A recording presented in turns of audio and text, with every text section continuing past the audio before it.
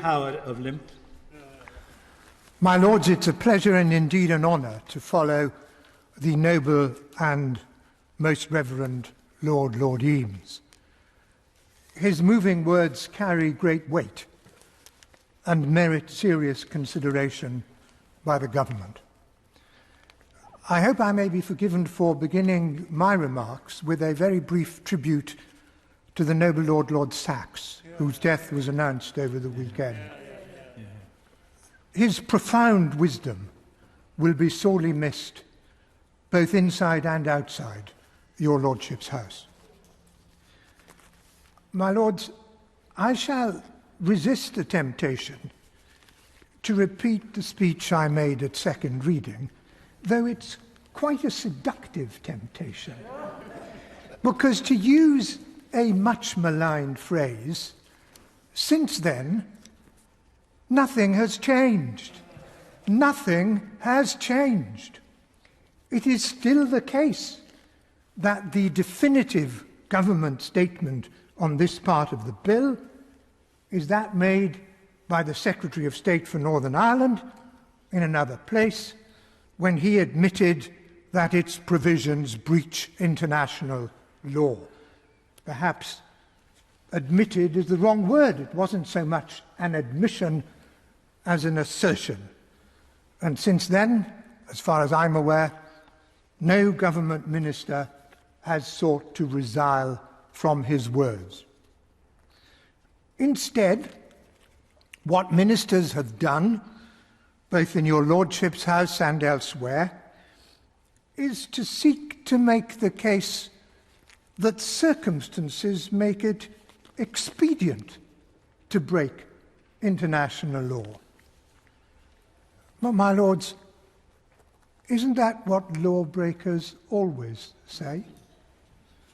Isn't that the excuse of lawbreakers everywhere? What sort of a precedent is the government setting when it admits that position? How can we reproach other countries, Russia, China, Iran, if their behaviour becomes reprehensible when we ourselves have such scant regard for the treaties we sign up to, when we ourselves set such a lamentable example?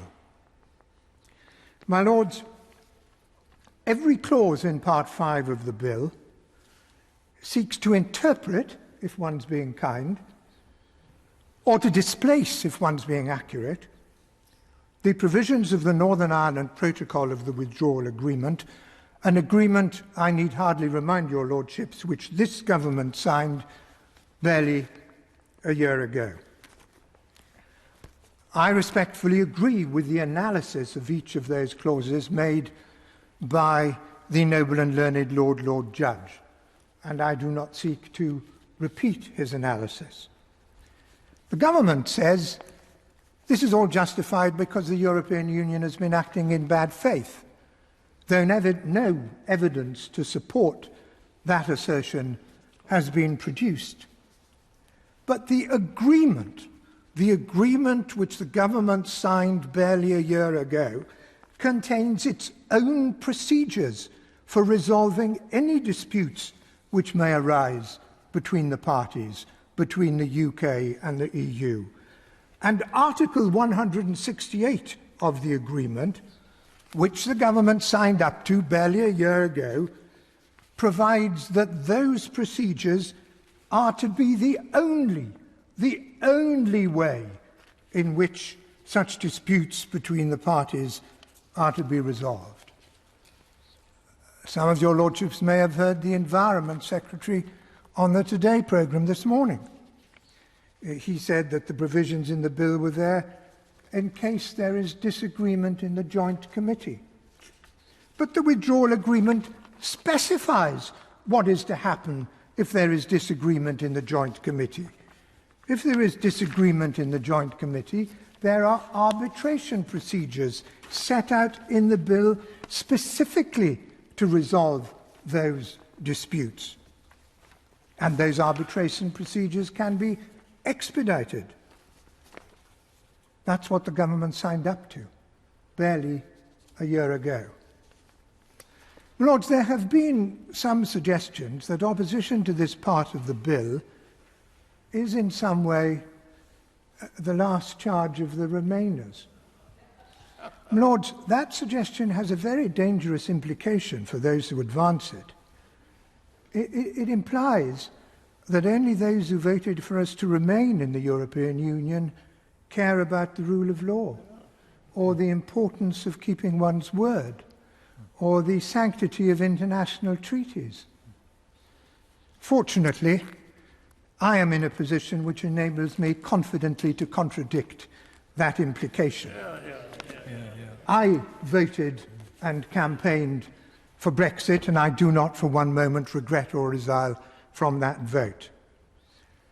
But I want the independent sovereign state that I voted for to be a country which holds its head up high in the world, that keeps its word, that upholds the rule of law, and that honours its treaty obligations. I want it to be an independent country which truly is a beacon unto the nations. And I am dismayed that the government which I have supported for so long and which I have very, very rarely disagreed with and rebelled against, that government has chosen as one of the first assertions of its newly won sovereignty to break its word, to break international law, and to renege on a treaty it signed barely a year ago. I hope your lordships will at least give the government the opportunity to think again